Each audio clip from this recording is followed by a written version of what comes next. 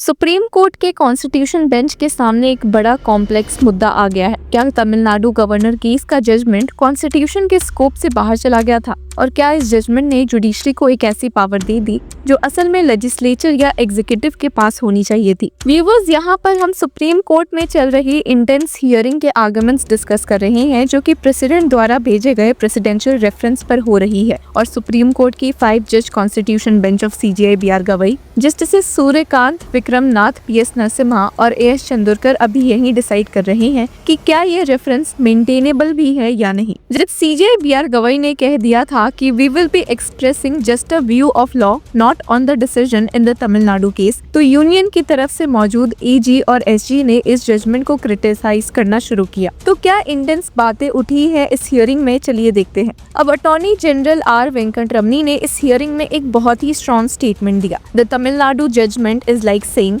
I will myself take a pen and paper and rewrite the constitution। यही उनका core argument था कि supreme court ने अपने जजमेंट के थ्रू कॉन्स्टिट्यूशन की प्रोविजंस को मॉडिफाई कर दिया है, जो बिल्कुल परमिसिबल नहीं है। Chief justice of India BR Gavai ने तुरंत AG के आर्गुमेंट्स को समराइज किया। उन्होंने बोला कि AG का कहना ये है कि सुप्रीम कोर्ट ने लेजिस्लेटिव पावर्स को इंक्रोच किया है, कॉन्स्टिट्यूशन को रीराइट किया है और ये जुडिशरी का काम नहीं है। पर इसी कंटेक्स्ट में CJI BR गवई ने एक डायरेक्ट सवाल भी उठाया कि अगर प्रेसिडेंशियल रेफरेंस के क्वेश्चन 12 को देखें, is it mandatory for any bench of the Supreme Court to first decide whether the matter involves a substantial question of constitutional interpretation and refer it to a bench of at least 5 judges under Article 145(3)।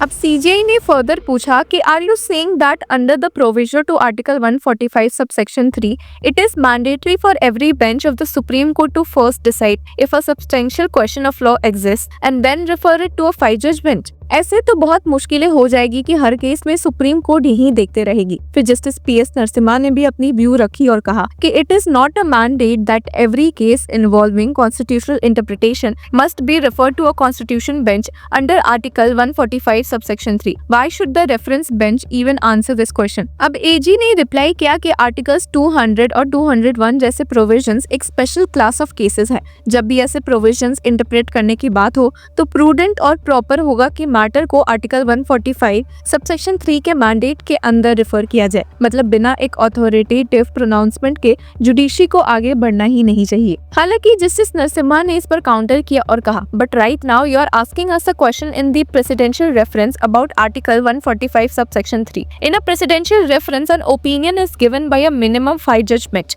Opinions can also be polyvocal. पर AG ने clear किया कि Tamil Nadu judgment ने article 200 को substantial insertions के साथ rewrite कर दिया है। इस जजमेंट के बाद गवर्नर और प्रेसिडेंट के रोल्स की जो कॉन्स्टिट्यूशनल बैलेंस थी वो डिस्टर्ब हो गई है। AG ने कहा कि the highest power of the president has been shackled. उन्होंने आर्ग्यू किया कि तमिलनाडु जजमेंट ने प्रेसिडेंट को फोर्स कर दिया कि वो ऐसे स्टेट बिल्स सुप्रीम कोर्ट के पास भेजे जो गवर्नर्स ने अनकॉन्स्टिट्यूशनलिटी ग्राउंड्स पे रिजर्व किए हो। ये प्रेसिडेंट के डिस्क्रेशन पर एक रिस्ट्रेंट है जो कॉन्स्टिट्यूशन में कभी इमेजिन नहीं था। और जिसके बाद प्रेसिडेंशियल रेफरेंस का पहला क्वेश्चन डिस्कस हुआ, governor's options under article 200। AG ने रेफरेंस बेंच के सामने पहला सवाल उठाया, what are the constitutional options before a governor when a bill is presented to him under article 200 of the constitution. उन्होंने कहा कि आर्टिकल 200 क्लियरली गवर्नर को 4 ऑप्शंस देता है। पहला, असेंट टू द बिल। दूसरा, विथहोल्ड असेंट। तीसरा, reserve the bill for the consideration of the president. चौथा, return the bill once to the legislature. AG ने हाईलाइट किया कि केरला, हिमाचल प्रदेश और मेघालय जैसे स्टेट्स भी अग्री करते हैं कि गवर्नर के पास ये 4 ऑप्शंस है, लेकिन तमिलनाडु जजमेंट ने ये 4 को रिड्यूस करके सिर्फ 3 ऑप्शंस कर दिया। यही वेरिएंस क्लैरिटी मांगता है और इसीलिए प्रेसिडेंशियल रेफरेंस आया है। जिसके बाद डिस्कस हुआ question 2 of presidential reference, aid and advice of council of ministers. अब दूसरा सवाल था कि is the governor bound by the aid and advice tendered by the Council of Ministers while exercising all the options under Article 200। AG का stand clear था, governor की power to withhold assent is an independent act. ये एक ऐसा discretion है जिसमें governor, house या council के कॉन्ट्ररी भी एक्ट कर सकते हैं। उन्होंने हिस्टोरिकल कॉन्टेक्स्ट दिया। 42nd अमेंडमेंट ने आर्टिकल 74 सबसेक्शन 1 के थ्रू प्रेसिडेंट के रोल को कैबिनेट एडवाइस के साथ एक्सप्लिसिटली बाउंड कर दिया, लेकिन आर्टिकल 163 जो गवर्नर्स को गवर्न करता है अनटच्ड छोड़ दिया गया। मतलब मतलब कॉन्स्टिट्यूशन ने जानबूझकर गवर्नर को वाइडर डिस्क्रेशन दिया है। अब एजी ने आर्ग्यू किया कि a governor can not be expected to be bound by the advice of the house if the proposed state law is unconstitutional. और जिसके बाद उन्होंने दो और सवाल उठाए प्रेसिडेंशियल रेफरेंस के लिमिट्स ऑफ आर्टिकल 142। एजी ने दो सवाल को क्लब किया और कहा कि क्या प्रेसिडेंट गवर्नर के कॉन्स्टिट्यूशनल पावर्स को आर्टिकल 142 के थ्रू सब्स्टिट्यूट किया जा सकता है और क्या आर्टिकल 142 सिर्फ प्रोसीजरल मैटर्स के लिए लिमिटेड है या सब्सटेंटिव प्रोविजंस को ओवरराइड करने तक का एक्सटेंड होता है। अब अटॉर्नी जनरल ने थर्ड जजेस केस का रेफरेंस दिया और बोला कि article 142 can not be used to सप्लांट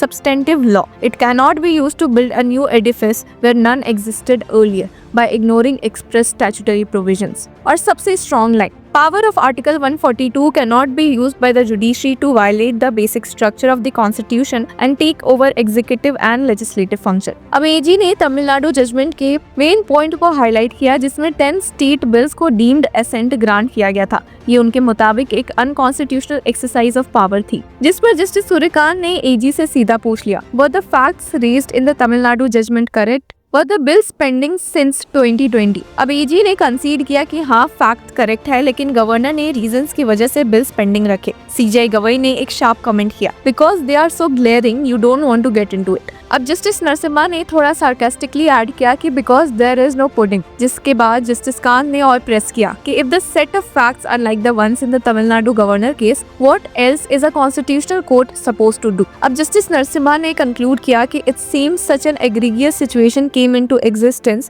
in the Tamil Nadu case that the Supreme Court had to handle the situation and resolve the issue. The conclusion was not meant to act as a precedent। अब इस पूरी debate का essence यही है कि एजी standards Tamil Nadu judgment ने constitution rewrite किया, governor और प्रेसिडेंट के डिस्क्रेशन को डिस्टॉर्ट किया और आर्टिकल 142 का मिसयूज किया। वहीं कोर्ट का रिस्पॉन्स है कि अगर फैक्ट्स इतने एक्सट्रीम है तो कोर्ट को इंटरवीन करना ही पड़ता है, लेकिन वो प्रेसिडेंट बनाने के लिए नहीं बल्कि एक एग्रीगियस सिचुएशन हैंडल करने के लिए होता है। और इसी से एक बड़ा क्वेश्चन भी निकलता है, क्या जुडिशरी एक एक्सेप्शनल केस के लिए एक्स्ट्रा ऑर्डिनरी पावर्स एक्सरसाइज कर सकती है या वो भी एक कॉन्स्टिट्यूशनल बाउंड्री क्रॉस है? सुप्रीम कोर्ट की इस रेफरेंस हियरिंग ने एक बार फिर से जुडिशरी वर्सेस एग्जीक्यूटिव लेजिस्लेचर की पावर्स की रेखा को अंडरलाइन किया है। एजी का कहना है कि अगर तमिलनाडु जजमेंट स्टैंड करता है तो ये एक एग्जाम्पल बन जाएगा जहाँ जुडिशरी ने अपने पेन से ही कॉन्स्टिट्यूशन रीराइट कर दिया, लेकिन जजेस कह रहे हैं कि extra ordinary situations extra ordinary remedies demand करते हैं और तमिलनाडु केस का एक ऐसा ही एग्जाम्पल था। तो व्यूअर्स, इस हियरिंग में और क्या हुआ जानने के लिए कीप फॉलोइंग लॉ चक्रा।